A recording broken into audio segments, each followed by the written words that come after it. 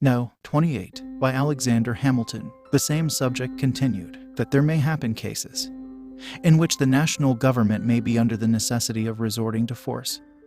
Cannot be denied. Our own experience has corroborated the lessons taught by the examples of other nations. That emergencies of this sort will sometimes exist in all societies, however constituted. That seditions and insurrections are, unhappily, maladies as inseparable from the body politic as tumors and eruptions from the natural body. That the idea of governing at all times by the simple force of law has no place but in the reverie of those political doctors whose sagacity disdains the admonitions of experimental instruction. Should such emergencies at any time happen under the national government, there could be no remedy but force. The means to be employed must be proportioned to the extent of the mischief. If it should be a slight commotion in a small part of a state, the militia of the residue would be adequate to its suppression, and the natural presumption is that they would be ready to do their duty. An insurrection, whatever may be its immediate cause, eventually endangers all government. Regard to the public peace, if not to the rights of the Union, would engage the citizens, to whom the contagion had not communicated itself, to oppose the insurgents. And if the general government should be found in practice conducive to the prosperity and felicity of the people, it were irrational to believe that they would be disinclined to its support. If, on the contrary, the insurrection should pervade a whole state, or a principal part of it, the employment of a different kind of force might become unavoidable. It appears that Massachusetts found it necessary to raise troops for suppressing the disorders within that state. That Pennsylvania, from the mere apprehension of commotions among a part of her citizens, has thought proper to have recourse to the same measure. Suppose the state of New York had been inclined to re-establish her lost jurisdiction over the inhabitants of Vermont.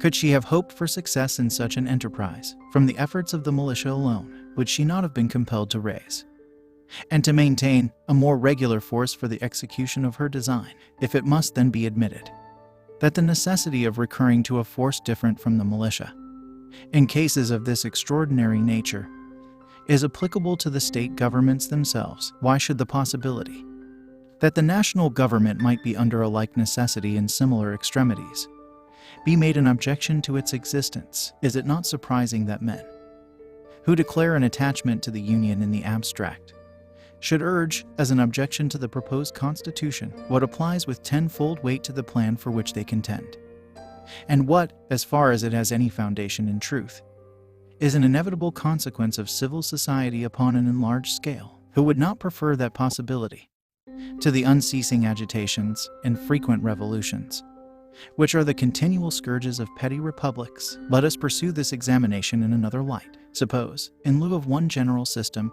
2 or 3, or even 4 confederacies were to be formed, would not the same difficulty oppose itself to the operations of either of these confederacies? Would not each of them be exposed to the same casualties, and, when these happened, be obliged to have recourse to the same expedients for upholding its authority, which are objected to a government for all the states? Would the militia, in this supposition, be more ready or more able to support the federal authority than in the case of a general union? All candid and intelligent men must, upon due consideration, acknowledge that the principle of the objection is equally applicable to either of the 2 cases, and that whether we have one government for all the states, or different governments for different parcels of them, or as many unconnected governments as there are states, there might sometimes be a necessity to make use of a force constituted differently from the militia, to preserve the peace of the community, and to maintain the just authority of the laws against those violent invasions of them, which amount to insurrections and rebellions, independent of all other reasonings upon the subject. It is a full answer to those who require a more peremptory provision against military establishments in time of peace, to say that the whole power of the proposed government is to be in the hands of the representatives of the people. This is the essential, and, after all, the only efficacious security for the rights and privileges of the people, which is attainable in civil society. If the representatives of the people betray their constituents, there is then no resource left but in the exertion of that original right of self-defense, which is paramount to all positive forms of government, and which, against the usurpation of the national rulers, may be exerted with an infinitely better prospect of success than against those of the rulers of an individual state. In a single state, if the persons entrusted with supreme power become usurpers, the different parcels, subdivisions, or districts of which it consists, having no distinct government in each, can take no regular measures for defense. The citizens must rush tumultuously to arms, without concert, without system, without resource, except in their courage and despair. The usurpers, clothed with the forms of legal authority, can too often crush the opposition in embryo. The smaller the extent of territory, the more difficult will it be for the people to form a regular or systematic plan of opposition, and the more easy will it be to defeat their early efforts. Intelligence can be more speedily obtained of their preparations and movements, and the military force in the possession of the usurpers can be more rapidly directed against the part where the opposition has begun. In this situation, there must be a peculiar coincidence of circumstances to ensure success to the popular resistance. The obstacles to usurpation and the facilities of resistance increase with the increased extent of the state, provided the citizens understand their rights and are disposed to defend them. The natural strength of the people in a large community, in proportion to the artificial strength of the government, is greater than in a small, and of course more competent to a struggle with the attempts of the government to establish a tyranny. But in a confederacy, the people, without exaggeration, may be said to be entirely the masters of their own fate, power being almost always the rival of power.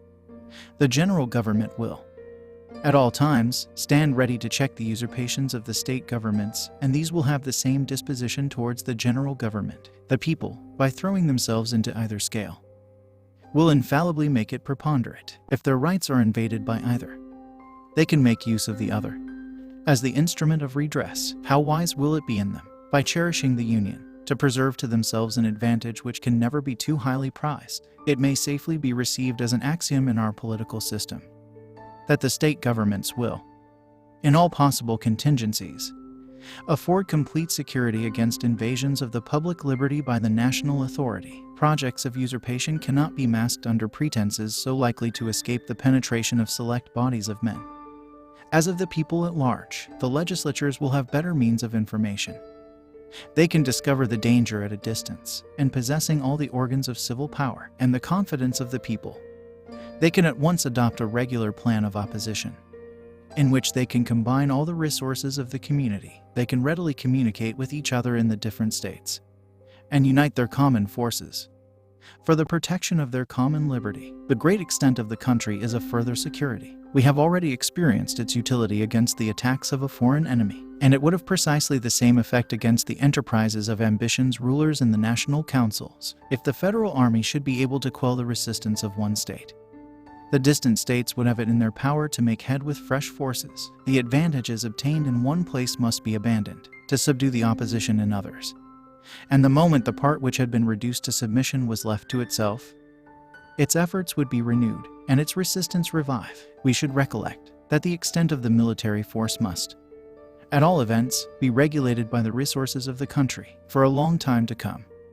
It will not be possible to maintain a large army, and as the means of doing this increase the population, and the natural strength of the community will proportionably increase. When will the time arrive that the federal government can raise and maintain an army capable of creating a despotism over the great body of the people of an immense empire, who are in a situation, through the medium of their state governments, to take measures for their own defense, with all the celerity, regularity, and system of independent nations? The apprehension may be considered as a disease, for which there can be found no cure in the resources of argument and reasoning. Publius.